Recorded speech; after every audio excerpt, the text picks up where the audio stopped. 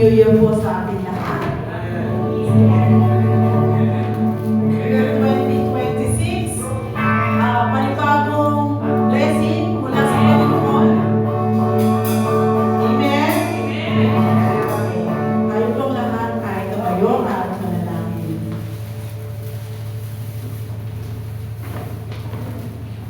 Heavenly Father, we thank you. Salamat po ng maraming Panginoon sa nagdaang taon na kami po ay nabuhay sa iyong biyaya, sa iyong pag-ibig. Salamat po Panginoon sapagkat hindi mo kami iniwan, Lord. Ngayong taong ito, Panginoon, ang year 2026, dalangin po namin, Panginoon, ang masaganang taong ito, Panginoon, sa iyong biyaya at pag-ibig, Lord. Salamat po sa patuloy na paggabay sa bawat isa. At ganun din, Lord God, sa kalakasan ng aming mga katawan, Panginoon, aming mga spiritual, sa aming mga pananampalataya, Panginoon. Maraming salamat po, Panginoon, sapagkat nariyan ka palagi sa amin. Hindi kami mag-aalala dahil binibigyan mo kami ng lakas, Panginoon, upang mapagtagumpayan lahat ng aming mga nararanasan, Panginoon. Maraming salamat po. O Lord, hiniling po namin na ikaw ang patuloy na kumino sa aming kalagitnaan, Panginoon. Samahan mo po kami hanggang sa matapos ang gawain ito, Panginoon. O Lord, hiniling din po namin na kami ay iyong patawarin sa lahat ng aming mga kasalanan, Panginoon, sa aming mga pagkukulang. Patuloy kang mangusap sa bawat isa sa amin, O Lord God. At patuloy na buksan mo ang aming pandinig, ang aming mga puso, Panginoon, upang maunawaan namin higit ang iyong mga biling, ang iyong mga salita, Panginoon.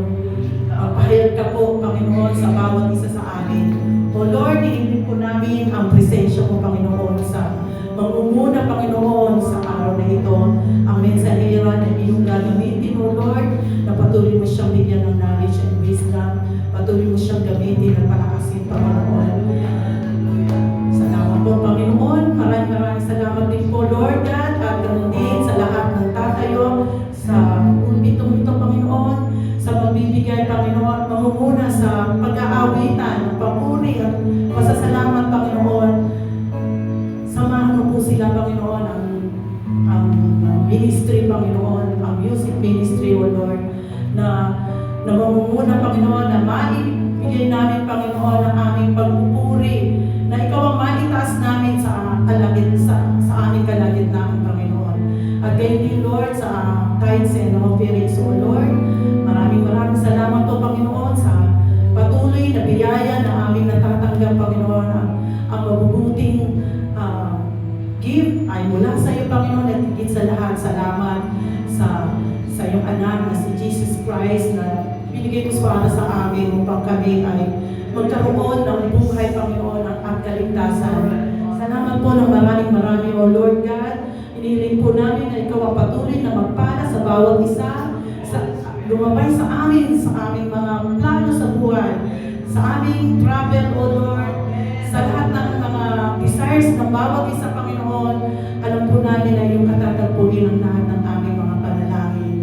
Yan ay ayon sa iyong kalooban, Panginoon. Maraming salamat, O Lord, sa iyo ang papuri, buong puso namin papuri at pasasalamat. To God be the glory. In Jesus' name, Amen.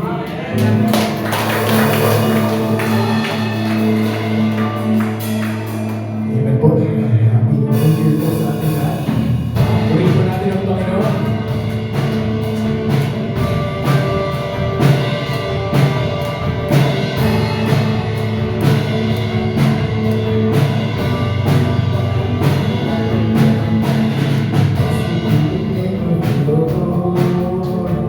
Blessed be the name of the Lord.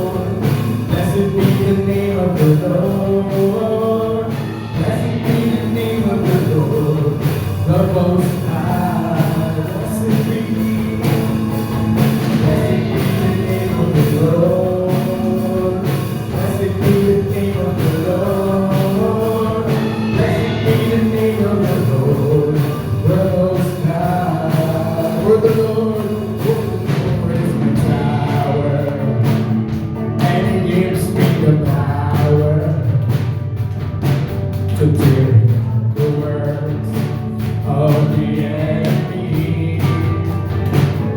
In a deep little tower, he will crush the devourer. And with the noise of darkness, burning by the Lord, the Lord is my tower, and He gives me the power to do the works of the enemy. Deep in the tower, He will crush the devourer. And with the noise of darkness, burning my feet, glory to the name of the Lord. Glory to the name of the Lord. Glory to the name of the Lord. Glory to the name of the Lord. The Most High. Glory. Glory to the name of the Lord. Glory to the name of the Lord. Glory to the name of the Lord.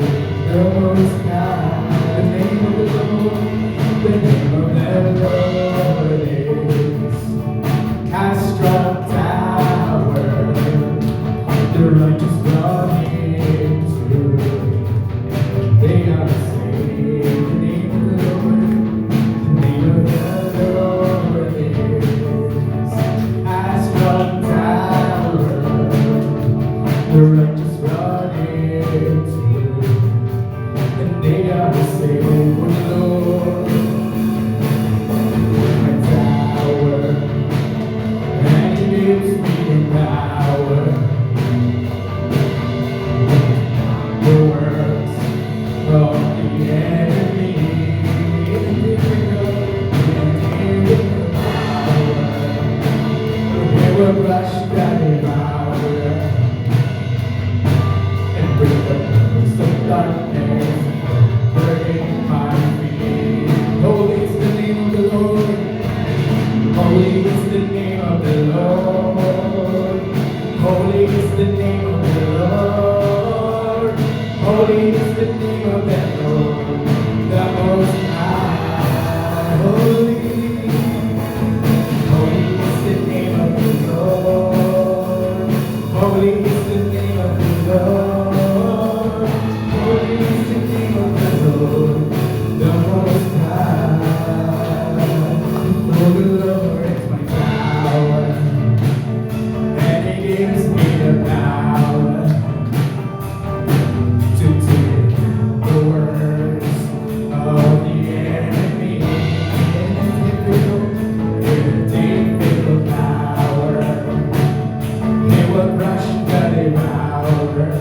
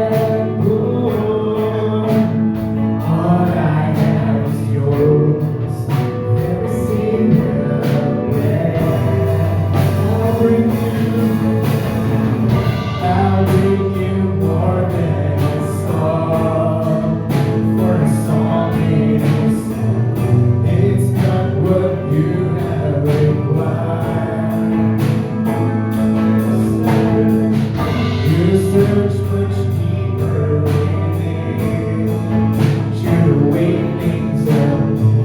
You're looking into my heart.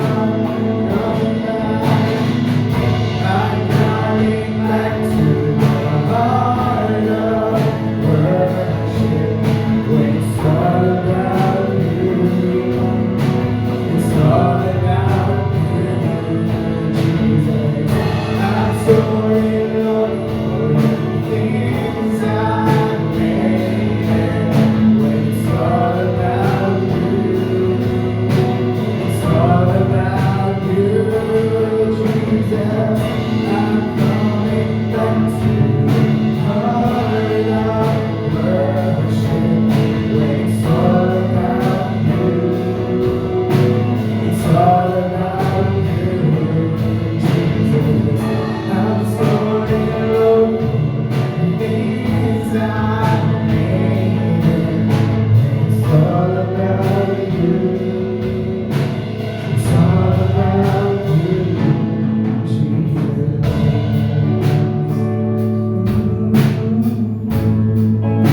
It's all about you, Jesus. Bring me more than a song. I'll bring you more than a song. More than a song.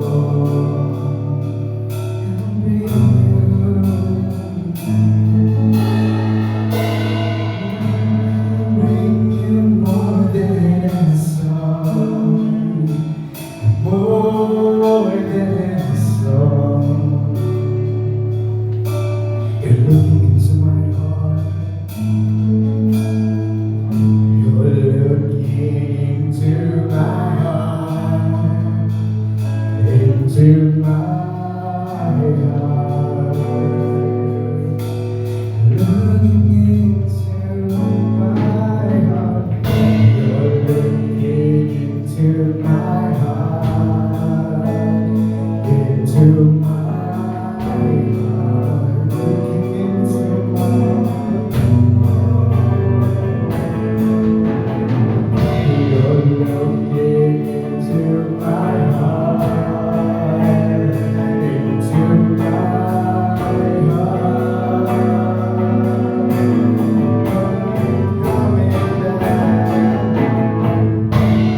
Coming back to the heart of worship.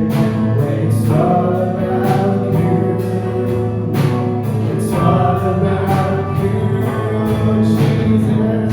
I'm sorry, Lord, for the things I've made. When it's all about you, it's all about you, Jesus. I'm coming back to the heart of worship. When it's all about you, it's all about you, Jesus. I'm sorry, Lord, for the things I've made. When it's all about you, it's all about you, Jesus. Coming back to the heart of worship. When it's all about you, it's all about you, Jesus. I'm sorry, Lord, for the things I made. When it's all about you, it's all about you, Jesus.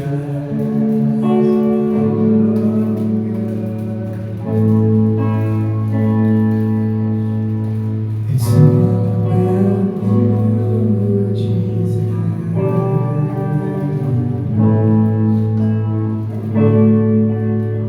Lord, we thank you, oh God.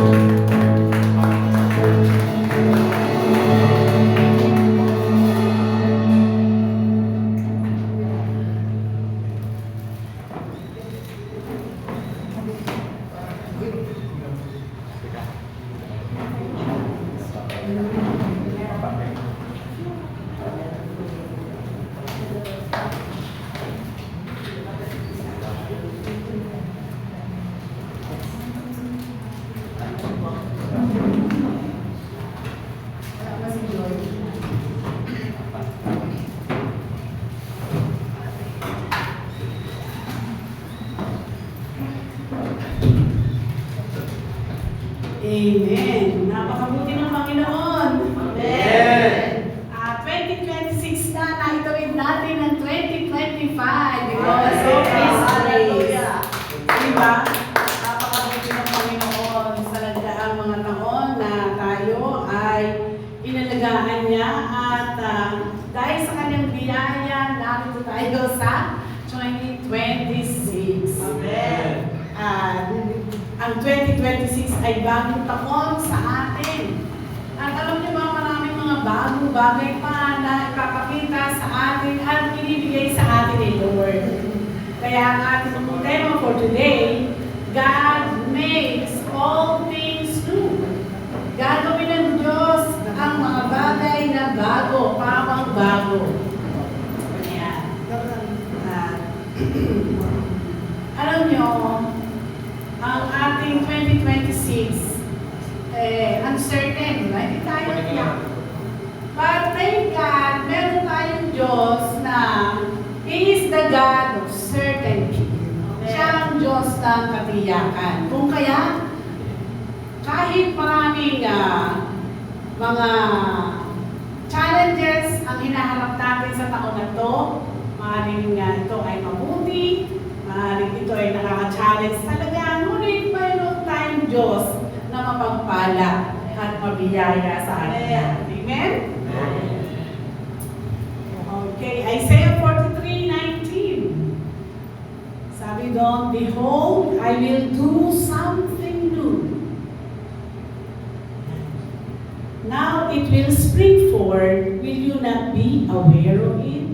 I will even make a roadway in the wilderness, rivers in the desert. So mula po yan sa Old Testament, ang sabi ni Lord, gagawa ako ng bagay na bago. Di ba?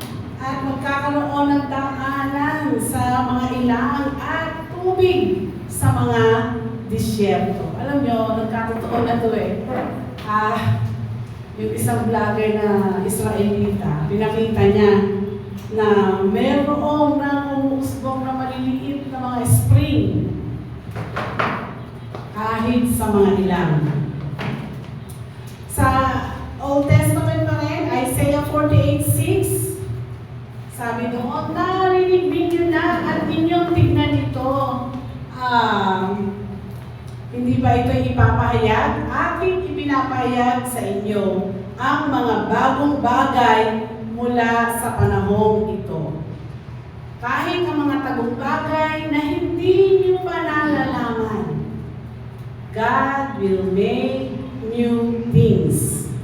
At mula sa New Testament, di pa tapos doon ng Lord.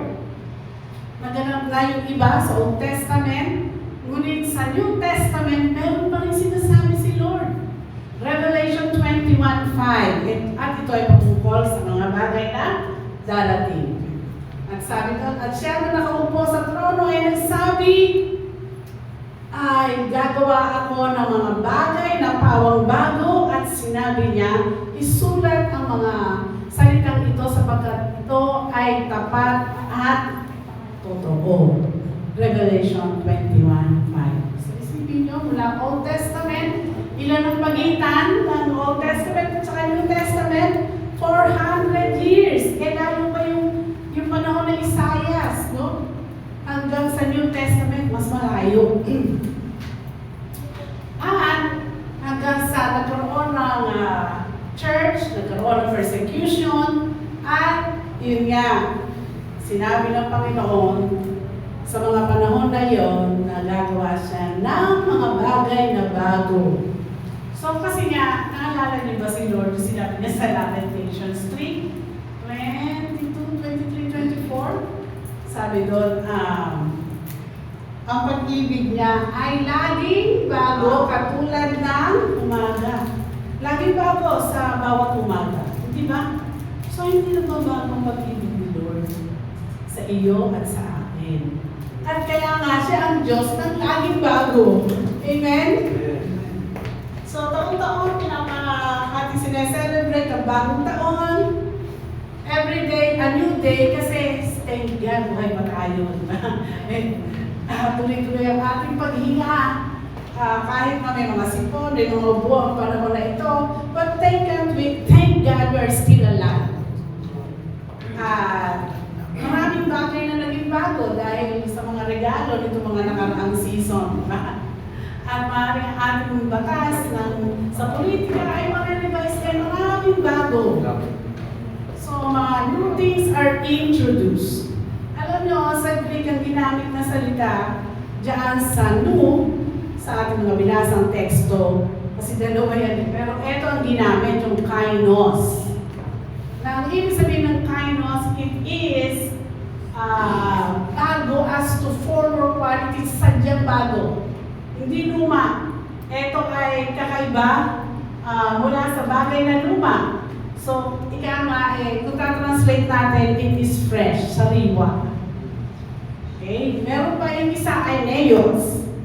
Ibig sabihin naman ng neos, ito ay bago dahil sa pamamagitan ng panahon, no? In respect of time, na dati wala, ngayon meron. So, bago, yun ang neos. But ang ginamit po ay kainos, meaning laging fresh, laging bago. Dahil ang ating Diyos, He is everlasting. Di ba? Dahil siya ay pang walang hanggan, hindi siya nagbabago. Hindi siya tumatanda. He is always the same, today, yesterday, and forever. Kaya nga, ganun din ang sinabi ng ating Panginoon sa Hebrews. Jesus is the same yesterday ngayon, hanggang doon sa hindi pa nilalang ang mga bagay, at yung mga nakaraang kasaysayan hanggang ngayon, at hanggang sa mga panahon na darating. Sabi nga, all things will pass away, but not His word. So ang Diyos sa Old Testament, palagi nga sinasabi ang mga bagay na bago na sa pamamagitan ng ating Panginoong Jesus na ipinagdala niya, na lalo na alam natin na siya ay namatay, nabuhay, at na buhay na magpuli. Ano ba ang mga bagay na bagong ito na sinasabi ng Ebanghelyo, nagaganap na mula sa mga propesiya ng lumang tipan? So, there are new things that the gospel brings for present obedience and realization. Kailangan, etong mga bago ito, tayo ay pumayon doon at tayo ay sumunod sa salita ni Lord. Una, meron tayong tinatawag na New Covenant. Sa Old Testament, Old Covenant yun. Diba? Ginawang bago ni Lord. Nagkaroon na ng New Covenant. At ang New Covenant, pinasinayangan ito ng dugo ng Panginoong Jesus. Ang covenant o tipan ni Lord kay Noah ay pinasinayaan ng tanda ng ano yung nilagay ni Lord sa kalangitan? Rainbow, di ba? Baghari. Yun ang marka o patunay o ang pakikipagtipan niya kay Noah na hindi na niya muling babahayin ang buong mundo. God is a merciful God. Yun ang ibig sabihin ng rainbow. At ngayon New Testament, ang mga bagay na bago, ang bagong tipan na nais ni Lord ay ang tipan natin sa pamamagitan natin pananampalataya sa ating Panginoong Jesus. At yan ay naganap sa pamamagitan ng blood compact. Hindi ng KKK, ngunit ang ibinuong dugo ng ating Panginoong Jesus. Ito ang naging tanda kung tayo sasampalataya sa Kanya. Ito ngayon ang daan para tayo nakikipagtipan sa ating Diyos. At ito ang requirement sa atin ng Panginoon para tayo makapasok sa bagong tipan. Ayan. So, para sa lahat, ngunit individually of course, no? Ang bawat isa sa atin ay responsible, responsable, accountable, na makipag-isa sa tipan na iyon sa pamamagitan ng dugo ng ating Panginoong Jesus. Kaya sinabi nga sa huling hapunan, and in the same way, He took the cup after they had been eaten, saying, sabi nga itong sarong ito na ibubuo dugo sa inyo ay ang aking bagong tipan sa pamamagitan ng kanilang dugo. Diba? So, kung paano kaligtas ang mga Israelita sa anghel na nagwasak at tumatay sa lugar ng Egypt, naligtas sila kasi may dugo ng lamb, ng kordero sa bawat pintuan. Ang tunay na yun ay anino lang na magaganap sa atin at naganap na nang siya ipaipapos sa krus at lahat na ang sasampalataya sa kanya ay magkakaroon ng kaligtasan. Sorry. Ano muna tayo? Ayan. Kaya nga, meron tayong katiyakan sa darating na panahon, yung tipanayan natin ni Lord ang magbibigay sa atin ng kaligtasan. Kaya una, new covenant, bagong tipan na nire-require ni Lord sa bawat isa sa atin. Pangalawa, meron siyang bagong utos, new commandment. Okay? At ito, John 13:34, bagong utos ang ipinagkakaloob ko sa inyo. At ito ay kakaiba sa Old Testament. Pag binasa po natin ang Leviticus, puro batas ito eh. Pero ang sabi doon, an eye for an eye, or a tooth for a tooth. Pag ikaw ay sinapak sa pakid mo din. Pag dinugutan mo ito, dumutis mo rin yung mata niya. Pag sinampak ka, sampalin mo rin. Gantihan ang batas noon. Pero, sabi ni Lord, eto ang panibagong utos, that you love one another, even as I have loved you, that you also love one another. Diba? Pinakamatindi nga doon eh, love your enemies. Maraming turnover, diba? Kaya, kaaway mo, mamahalin mo, sabi nga ni Lord eh, inaaway ka, ipanalangin mo. Diba? Kung sa lumang pagkatao natin, na wala pa tayong tipan sa Panginoon, ako gusto natin gumante. Pero, may bagong utos, mahalan tayo, yun ang sabi, diba? At yun ay ang pag-ibig ng Panginoong Diyos, hindi pag-ibig ng tao na gustong gumante at makasakit, di ba? Kaya talagang grabe si Lord. Pangatlo, new creation, bagong nilalang. Tayo, ang bawat isa sa atin, pag sinabing bagong nilalang, we are born again with bagong nilalang. Dahil ang Espiritu ng Diyos ang siyang naging dahilan kung bakit tayo na ipanganak muli sa Espiritu ng Panginoon. Kaya tinawag tayo na bagong creation. Mula sa ating Espiritu na nadimlan, pumasok ang banal na Espiritu, nagkaroon tayo ng connection sa Panginoon, nanalangin tayo sa Kanya, nagkaroon tayo ng kaugnayan sa Diyos, dahil sa banal na Espiritu na siya kasama sa ating Godhead, sa ating Trinity, nga. At kaya mula sa Espiritu na masyadong madilim ang buhay at pag-iisip, tumatagos sa kaluluwa, sa kaisipan natin, nagbabago, mula sa bagay na iniisip na masama, nagbabago yun, diba? Ang lahat ng ating mga gusto ay nakokontrol sa pamamagitan ng Espiritu ng Panginoon. Tumatagos hanggang sa ating pisikal na katawan, diba? Yung kung dati, iba ay, sabi nga magnanakaw siya dati, pag siya ay na-born again, yung kamay niya, ang paa niya, hindi na niya gagamitin magnakaw, diba? Nababago. Kaya mula sa pagkapanganak na magulisa, ng Espiritu Santo sa ating mga Espiritu, na kumbaga tiwali ang kalagayan at sobrang dilim, ito'y binigyan liwanag ng Espiritu Santo.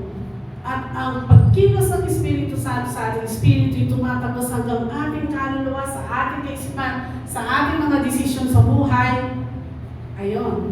At makikita, parang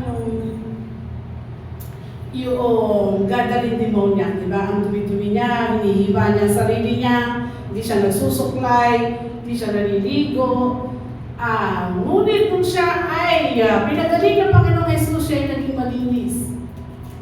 Kaya nga, binanggit na ang mga sumasampalataya kay Jesus ay tila bagong nilalang. Yung lumang pagkatao niya ay lumilipas at ang kanyang panibagong buhay kay Kristo ang nananaig. At kandidato siya sa mga bagong bagay na ibibigay ni Lord, at yun ay walang iba kundi yung kaligtasan na bagaman nasa atin na spiritually, pero iniintay pa natin ito physically. Di ba? Hindi pa ganap ang lahat ng bagay, pero nasa atin na. Ang lahat ng pangako ng buhay na walang hanggan, lahat ng bago, ay pagkakaloob niya sa atin. At kandidato na ang bawat isa sa atin doon dahil tayo ay mga bagong nilalang. So, ibig sabihin, ito ay magaganap sa mga pangyayaring kinabukasan, maaaring bukas, maaaring sa sanlinggo. Hindi natin alam kung kailan siya babalik para ibigay o ito pa rin ang kanyang mga pangako sa bawat isa sa atin. No? Pang-apat, dahil may bagong tipan, may bagong utos, tayo bagong nilalang. Kung tayo bagong nilalang, tayo ay may bagong pagkatao. May bagong sarili, new self. Pag sinabing may bagong pagkatao tayo, ay, ibig sabihin nito ay bago sa katangian, sa ating karakter, spiritual, moral, ang ating mga pag-iisip, ating spirito ay nakatupon sa paglilingkod sa Panginoon. Kaya Ephesians 4:24, sabi doon, ilagay natin, ibihis natin ang bagong sarili na katulad o kawangki ng Diyos na kung saan tayo ay nilikha ayon sa katwiran at sa kabanalan ng katotohanan. Yan ang nais ng Panginoon sa atin. Yang apat na yan, nagaganap na. Nagaganap na nga, ito, kung tayo pumasok sa tipan sa Panginoon, ito ay nagaganap sa bawat isa sa atin.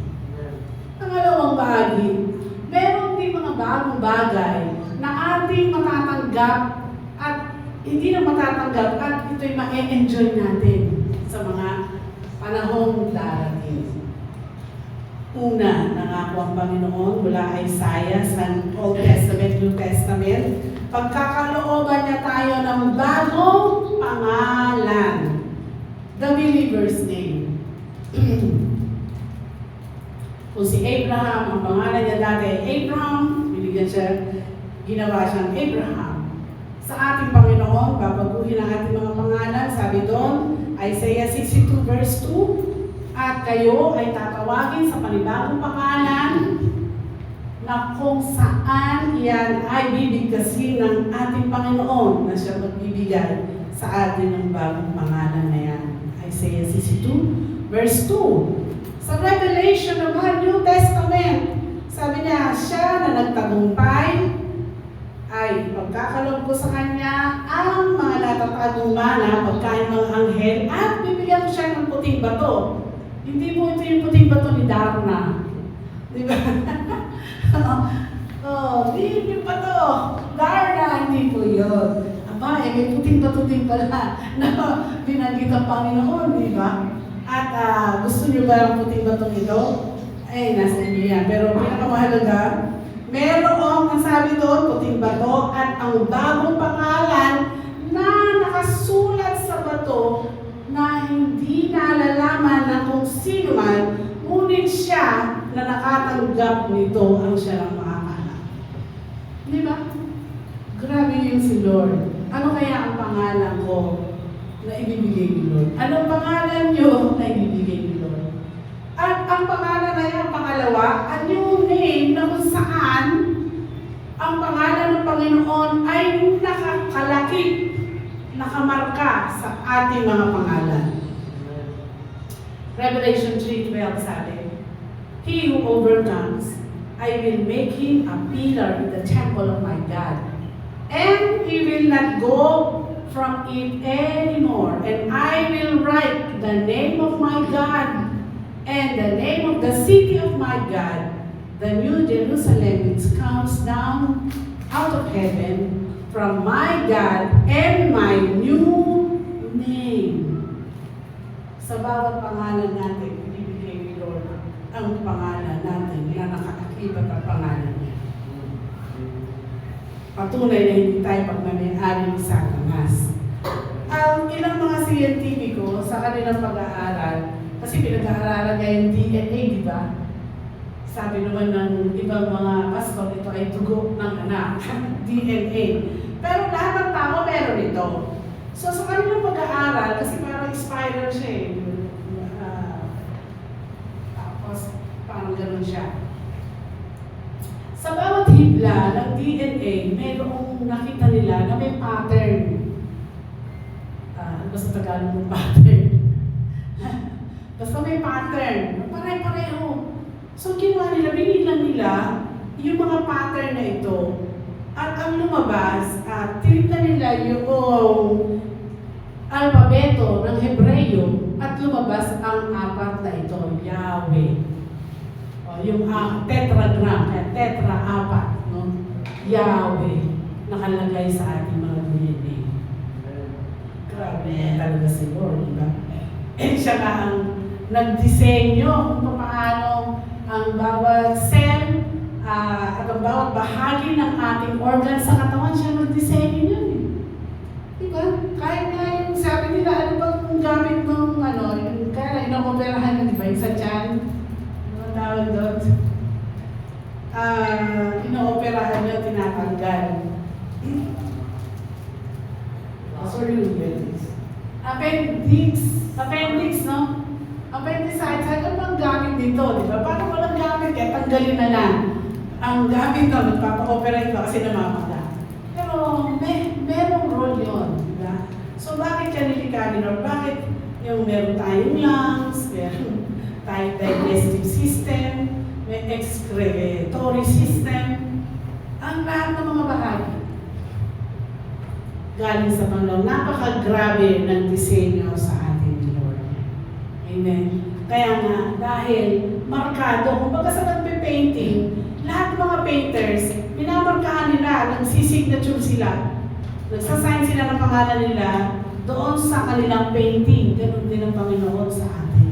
So ang ating DNA, may nakasulat ang pangalan ni Lord doon sa Hebreo. Hindi pa natin natatanggap ito, ngunit ito daw ang mga bagong bagay na matatanggap ng mga mananampalataya na lubos na nagtatapat sa ating Panginoon. Yung huli, a new life. Wala pa tayo sa estado nito. At ito ay ang resurrected life. Ang una pa lang na resurrect, walang iba, kundi ang ating Panginoong Jesus. Ngunit ayon sa kanyang pangako, siya na nagbuhay na magmuli sa ating Panginoon Jesus, siya rin, ang banal na Espiritu Santo, ang buhay sa ating na magmuli sa panahong darating. Kaya nga, habang tayo nananampalataya patuloy sa Panginoon, Revelation 6:4, sabi doon, so we too, tayo din, ay dapat daw lumakad sa bagong buhay natin na tinanggap. Nang sa gayon, kung tayo ay makasama na niya sa kawangkin ng kanyang kamatayan, certainly ay tiyak daw.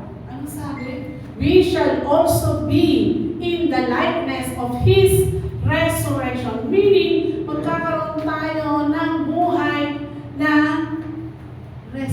resurrected. Yung buhay natin na hindi na magkakasakit, hindi na mamamatay, wala na mararamdaman pagkalungkot. It's a resurrected life. At yan mga kapatid ng ating inilintay. Amen? Wala pa yan pero pinangako ni Lord. Pang-apat, new heart and spirit. At ito'y kasalukuyang nagaganap na, di ba? Hanggang sa panahon na yun. Ezekiel 36:26. Sabi doon, higit sa lahat, bibigyan ko kayo ng bagong puso at ng bagong espiritu sa inyong kaloob-looban. Ipagkakaloob ko sa inyo ang aking espiritu sa inyo upang kayo din lumakad sa aking mga utos at palatuntunan at kayo ay magiging maingat na gawin ang aking mga ordinansa. It's all because of the Holy Spirit kaya tayo makakasunod. Pero nasa atin yun. Kung di natin susundin ng Holy Spirit, malulungkot siya. Sabi ng banal na kasulatan, siya ay nabibighati. But even if we will follow the dictates of the Holy Spirit in us, ayun na, may blessing. Panglima, the Lord gives us new tongues.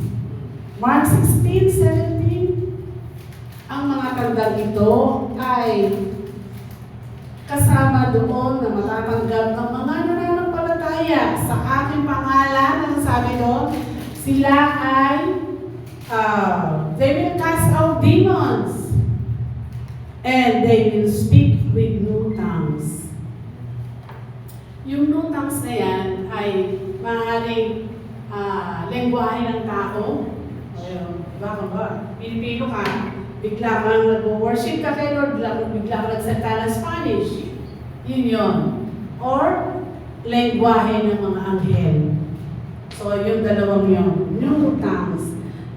Marami na tayong nasasaksihan, mga mananampalataya, that they are speaking in new tongues. So, kung di ba natin naranasan, mag-pray natin kay Lord. Amen? Sumunod, meron tayong bagong awit. Ano kaya mga kapatid yung awit na yun na sabay-sabay natin awitin sa panahon na yun?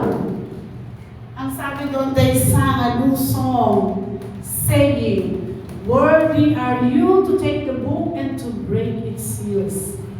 Dahil ang Diyos, ang Panginoong Yesus lang, ang pwede magbukas ng aklat ng buhay or the book of life. Sa book of life, katulad ng ating napakinggan na ng dati diyan, nakatala ang pangalan ng mga sumasampalataya sa ating Panginoon. At si Jesus lang ang pwede magbukas ng aklat na yan. Ang sino man, sabi ko na hindi matagpuan ang pangalan niya doon, siya ay ilalagay sa lawa ng apoy. At ang nandoon sa listahan ng aklat ng buhay ay magiging kasama ng Panginoon forever and ever. Ang panghuling bago, mga kapatid, katulad ng dati pa nating alam, bababa ang bagong kalangitan. Kasi ngayon, itong mga scientists, may nakikita silang kakaiba sa sangkalawakan. Kasi sabi natin, universe, sangkalawakan, ang ibig sabihin, hindi lang itong ating solar system. Kasama dyan, ang ibang galaxies. Tayo ay nasa Milky Way. Sipin nyo, Milky Way tayo, ay ang dami pang sangkalawakan talaga. Marami pang galaxies.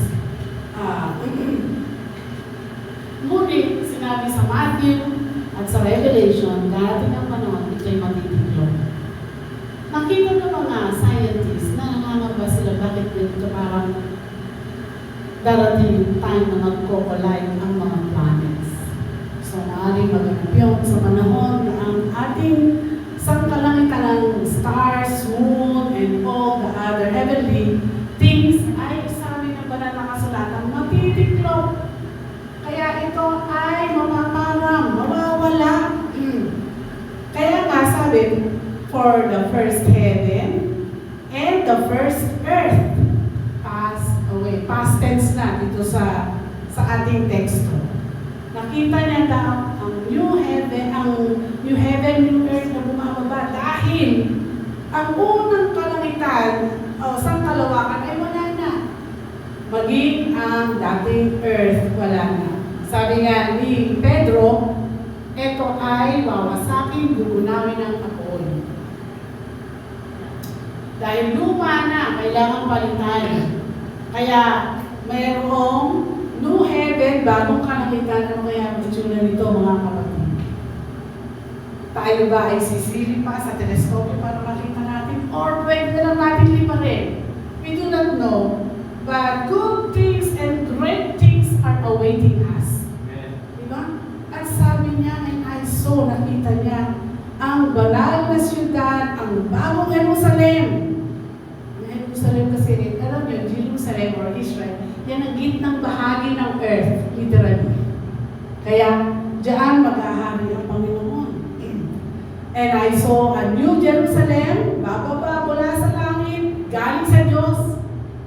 At ito ay ginawa para sa babaeng ikakasal at yun ay ang mga nananampalataya sa kanya o ang church. Ang husband na sinasabi dyan, wala iba kundi ang ating Panginoong Jesus. Ano kaya ang itsura ng bagong earth, mga kapatid?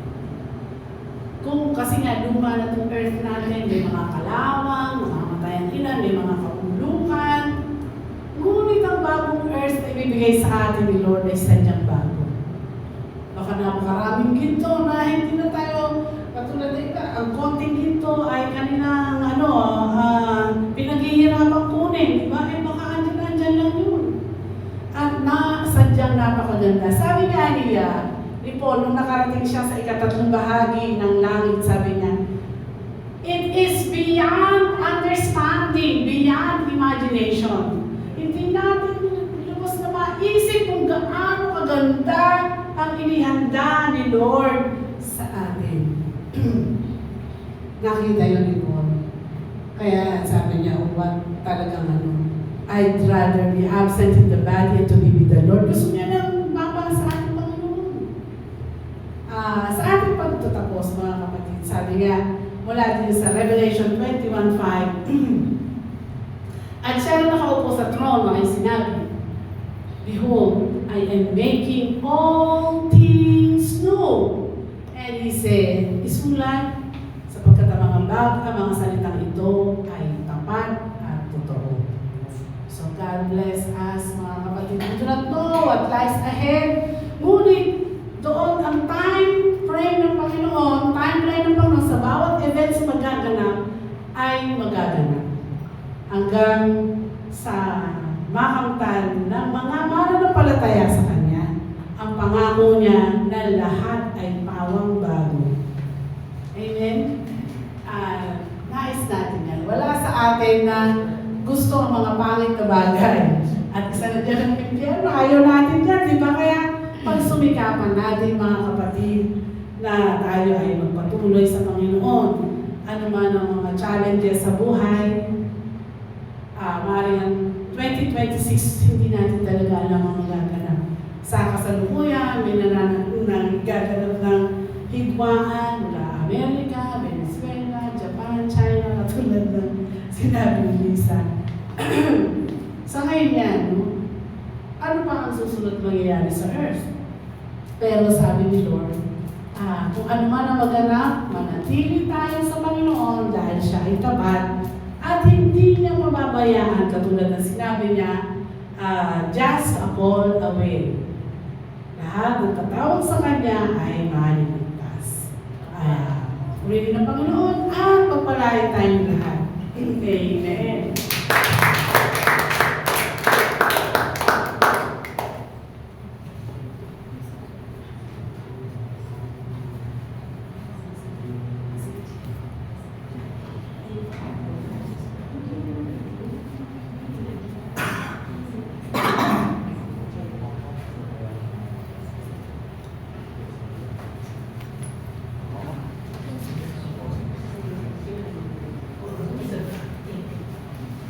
Thank you.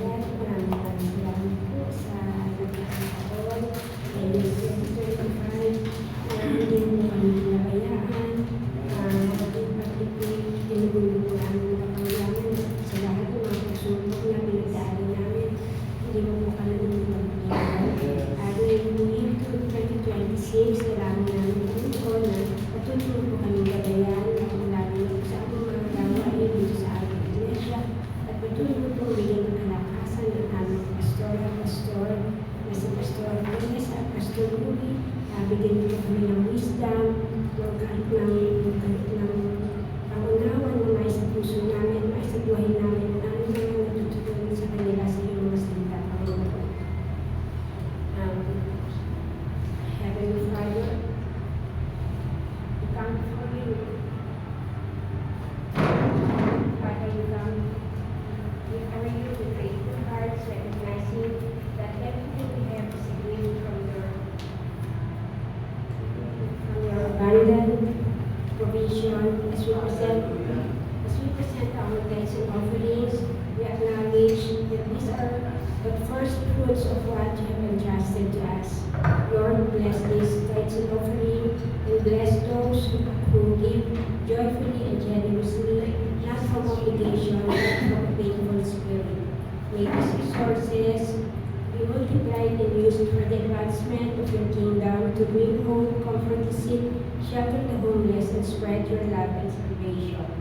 Use us, Lord, in all that we have to do your work. May our giving be an act of worship, reflecting your generosity and faithfulness. In Jesus' mighty name we pray. Amen.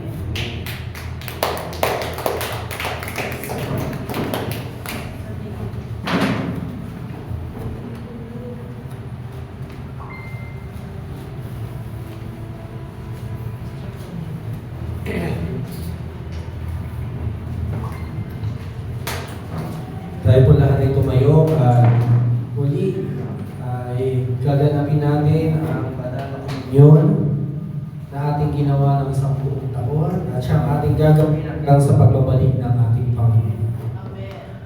At inanyayahan din namin yung mga online na maaari nyo rin itong gawin sa inyong kanya-kanyang lugar.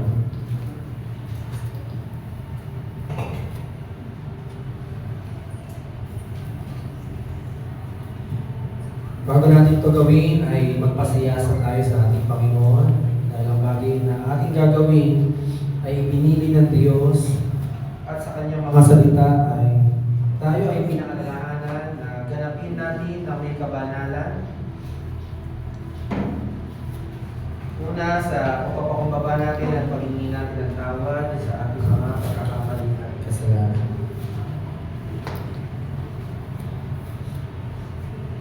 Basahin ko po sa inyo, kaya sino mang kumakain at tinapay umiinom sa kopa ng Panginoon sa paraang hindi nararapat ay nagkakasala sa katawan at dugo ng Panginoon.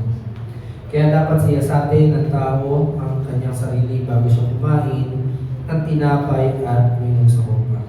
Sapagkat ang sino mang kumakain at umiinom ng hindi kinikilala ang kahalagahan ng katawan ng Panginoon ay kumakain at umiinom ng kahatulan lamang sa kanya sarili. Yan ang dahilan kung bakit mahihina at sakitin ang marami sa inyo at may ilan ngang nangamatay na. Kung sisiyasatin natin ang ating sarili, hindi tayo hahatulan ng Panginoon. Ngunit, hinahatulan tayo ng Panginoon dahil tinutuwid niya tayo upang hindi tayo maparusahan kasama ng sanlibutan. Tayo ay nagpakumbaba at manalangin sa ating Diyos.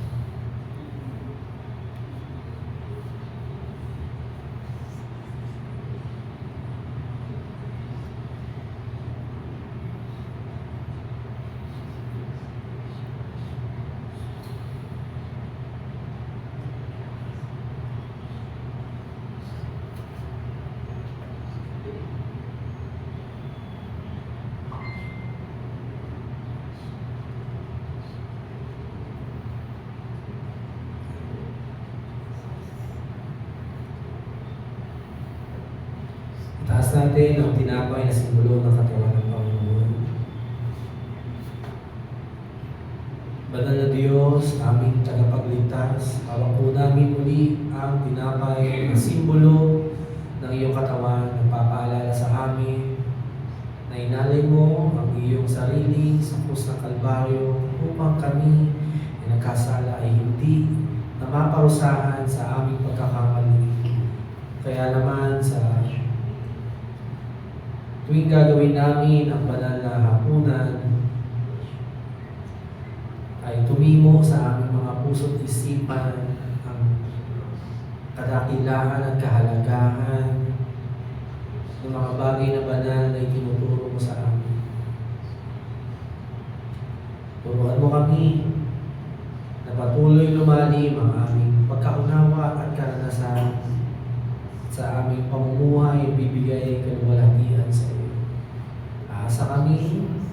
paano mo inayos ang aming mga pananaw, pag-iisip at mga buhay noong nakaraang taon. Ikaw pa rin ang aming Diyos na patuloy gaganapin ang iyong bahagi na kami makapamuhay ng banal at kalugod sa iyo. Sapagkat ito ang turong tinatanggap ko mula sa Panginoon, bibigay ko naman sa inyo ng gabi. Siya ay pagkanulo ang Panginoong Hesus ay dumampot ng tinapay. Nagpasalamat at pinagpira-pira sa iyo. At sinabi, ito ang aking katawan na inihahandog para sa inyo. Gawin ninyo ito bilang pag-alala sa akin. Agapin natin ang tinapay.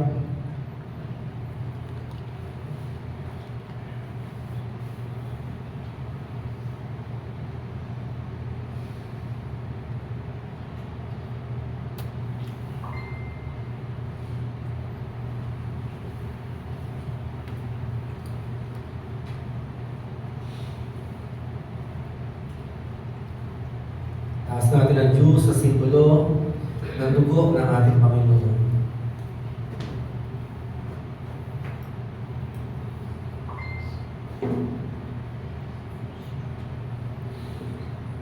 Salamat po sa kalinisan, kalayaan, kapayapaan, kapangyarihan, na dulot ng iyong dugo na dumanak sa krus ng Kalbaryo. Dahil sa iyo, kami ay naging malaya at hindi na namin tatanggapin ang anumang kaparusahan sa aming mga pagkakamali.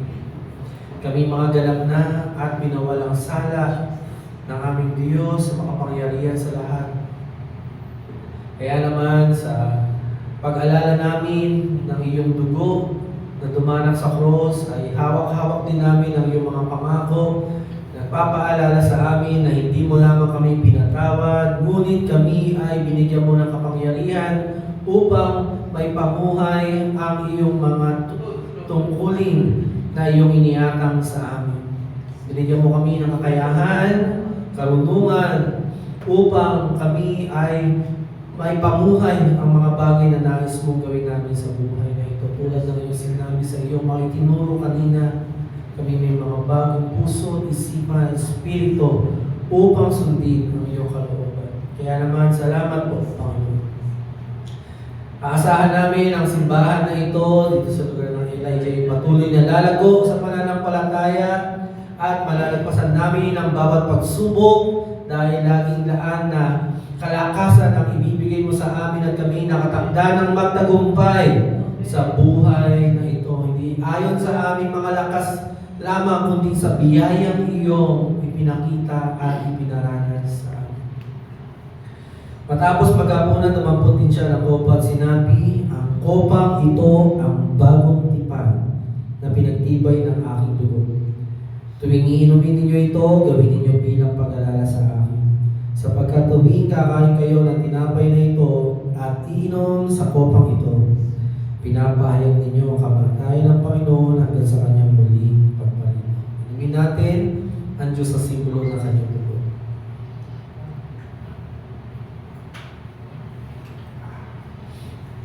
Tayo po ay magpasalamat mula sa pagputulan ng ating mga puso sa ating Panginoon sa ginawa niya sa krus ng Kalbaryo.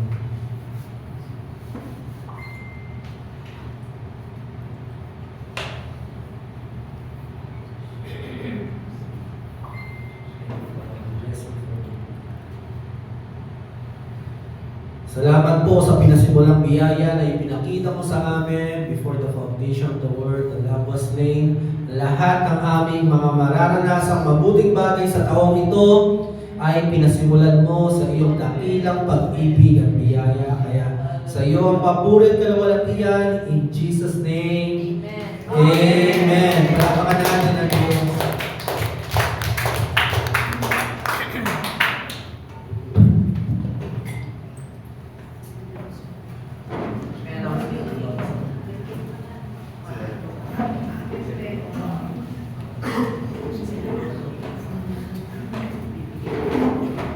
Since wala na pong announcement, tayo po ay magtapos na rin sa panalangin at benediksyon. Muli tayo po ay sama-sama manalangin. Salamat po sa aming gawain, sa iyong mensahe at mga biyayang nakalaan sa isang buong taon. Samahan mo po kami sa patuloy na paglilingkod namin sa simbahan na iyong pinagkatiwala sa amin. At ikaw ang siyang lagi maitaas at maluwalhati sa amin. Salamat o Diyos dahil alam namin hindi ka magkukulang, hindi ka nagbabago, kay mabuti magpakailanman.